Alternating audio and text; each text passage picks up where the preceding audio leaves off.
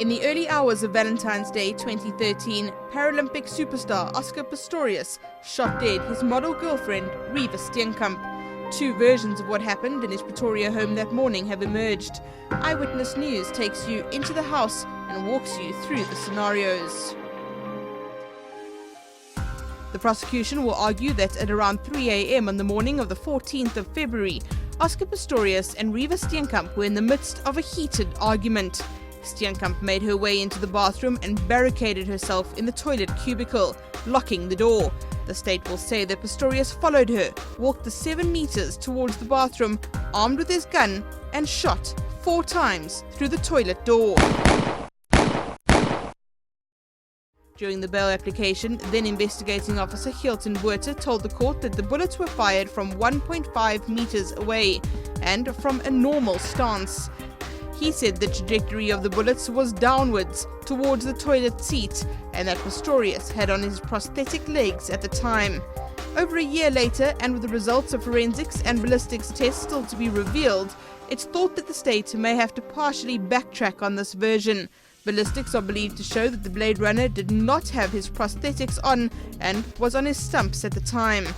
Evidence from neighbours will be crucial to proving the state's case.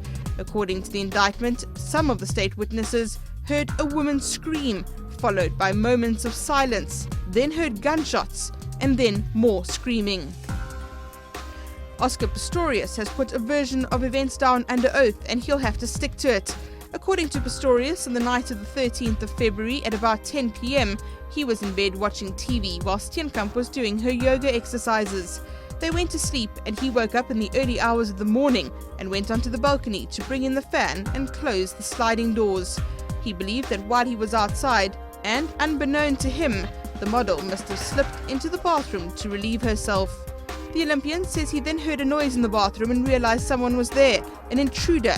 He then felt a sense of terror rushing over him as there are no burglar bars across the bathroom window and contractors had left ladders outside.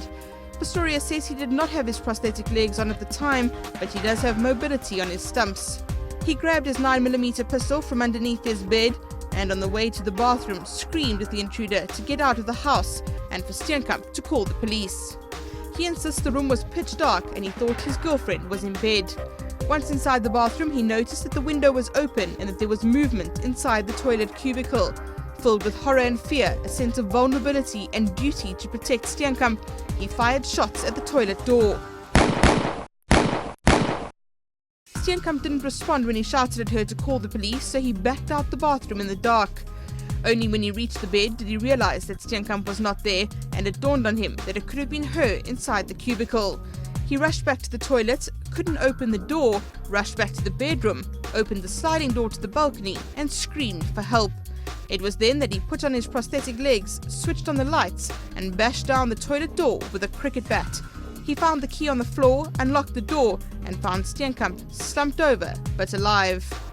While it is believed that around 85% of the forensic evidence is not in dispute, both sides want to show that what experts found on the scene supports their version of events. The state and the defense agree 4 shots were fired, 4 cartridges were found, 3 in the bathroom and 1 in the passage. The state argues that the position of the 3 cartridges in the bathroom supports their case, that Pistorius was in the bathroom with his back to the basins. The defense argues that Pistorius was on his stumps at the entrance of the bathroom.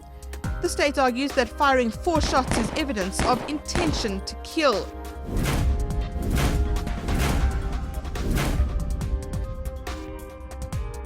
The state and the defense agree that the door was locked. The state says Steenkamp locked the door to get away from Pistorius. The defense says she locked the door when she heard Pistorius shouting at an intruder. Both the prosecution and defense agree that Steenkamp was hit 3 times. The defense will contend that she was sitting on the toilet at the time. The state will argue that she was hit by the first bullet and then fell, or was crouching when she was struck. The defense will argue that her bladder was empty, consistent with its version that she had gone to the toilet to urinate. Both the state and the defense agree that the weapon was a 9mm parabellum registered to Pistorius. The gun was found on the shower mat in the bathroom, next to 2 iPhones. The state says the position of the gun could show immediate remorse, that he dropped it on the mat after the shooting. The defense says the position of the gun is consistent with its version, that Pistorius would have dropped the gun there while trying to get to Steenkamp. The state says the location of the two phones supports its case. Why would Steenkamp take her phone to the bathroom at 3 a.m? 2 other phones were also found in Pistorius' house. Call records on all these phones show no calls to emergency services on the night, but a 5th cell phone belonging to the athlete was handed over to police later.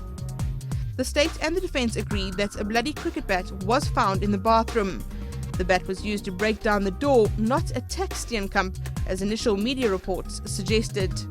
Slippers, an overnight bag, and a gun holster were all found on the same side of the bed, the left, nearest the sliding door.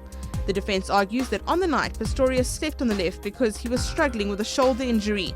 Usually, he sleeps on the right, furthest from the door. The state argues that Pistorius would have had to walk past Steenkamp 3 times without checking to see if she was in the bed. The defense will argue that Pistorius left her in bed and assumed she was still there, but she slipped out while he was on the balcony. The state will say that witnesses heard a woman scream, followed by moments of silence, then gunshots, then more screaming. Some suggest 2 rounds of gunshots were heard. The defense will say that witnesses were more than 600 meters away, that they could not be sure of this testimony, and that they contradict themselves. The forensic evidence on the crime scene will tell a story to the court, and it will be up to the judge to decide which version to believe.